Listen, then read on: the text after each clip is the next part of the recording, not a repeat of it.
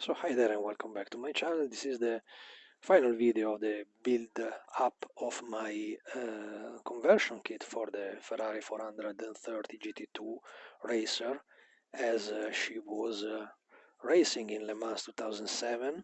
This was the Le Mans car made by Risi Competizione. It was an American team. American flags all over, you see, I like that so much, all over the body of this car. And company from Giuseppe Risi, historical private racers for Le Mans entry, and it was also driven by a Swede, as you can see there, a Mysterio Johnson, no idea who he is, and Mr. Krone, that gives also the sponsor to the car. Finish arrived at 19. If you search around in the Le Mans entry of that year, it was absolutely a wonderful, wonderful vehicle, you know. Even if it is not one of the most recent Ferrari that you can find around, this line was one of the nicest thing I've ever seen over a Ferrari racer, you know, and the line becomes incredibly nicer than the ordinary street version. The conversion I made, it's a resin body featuring the body and the four main BBS wheels with the different tires for both the front and rear axle, you know. And it's not impossible also to convert this one starting directly from the Fujimi kit. Indeed, I consider the Fujimi kit a kind of donor for this model if you don't want to switch directly for the quite rare model from Studio 27, sorry, say Studio 27 in Italiano, Studio 27, you know, making this complete kit. Also the decals that I used here were from Studio 27. Unfortunately, it's a little bit sad because the company was giving me their original sheet for their upcoming model when they still didn't produce this type of model, and it was printed by cartograph, so I was expecting a huge quality, and indeed it was terrible, you know, really really bad, because the decal were extremely hard, very very easy to break, probably quite old, despite the decal sheet was absolutely sealed in their original box, you know. The little plastic that you can see in my rear wheels, it is some little plastics that I used to give the final setup on the overall look of the car, you know, when it is completed. I would like to have, these wheels are made in resin, no rubber tires, so I would like to have the setup absolutely near to the ground, you know, as it should be for such kind of racer. It's very very easy when you finish a conversion like this that the setup is a little too bit high or a little too low, so the stance is not correct for such vehicle. Instead the Le Mans car should have this look, I think. And also you can see the Le Mans body have different, all the lower part of the body is different because the front bumper is completely different, plus you will find the front carbon fiber lips, plus the two extra lights for the night in Le Mans. The lights were yellow in this vehicle. Also the side skirt was different from the ordinary challenge version of the f430, as well as the rear extractor was completely different, and in this model you also have to provide a different exhaust system. I hope that you can see this here. If the camera give me, here it is, proper focus, you know.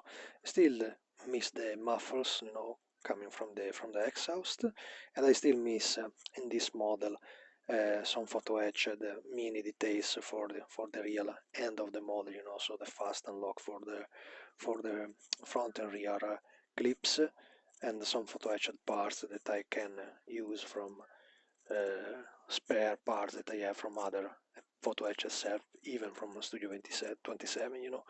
The model have been finished with Gunze Sangyo color, plus a final shade of the signal green that they use on the roads. You know, you have to find something that is very similar. I think the Zero Paint makes exactly this type of yellow green. It's a kind of fluo green.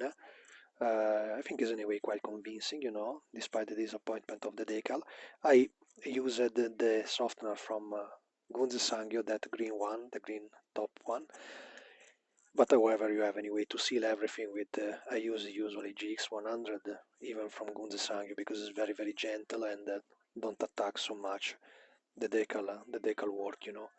I think the line is absolutely well taken. This is not completely one of my model made from the ground by myself, so it was indeed a modification of a body that I already found on the market. I don't know the real original producer of this model because she never arrived on the market, and that's why I decided the last year in 2023 to make it like an extra option bodies, and I think it's a bargain price to have at the price that I offer this kind of body plus the 4 BBS wheels and tires, and of course the front air intakes for the kit. So it's quite simple if you have a donor that you don't use, or something that can be used for this model. I use the die cast interior, to build it up, all the racing interior and so on. So the covering are coming, that headers are coming from for a 458, honestly, not from 430, but they are quite similar. I had some leftover parts coming from the original Revel kit that I used to convert into the 458 GT2 car.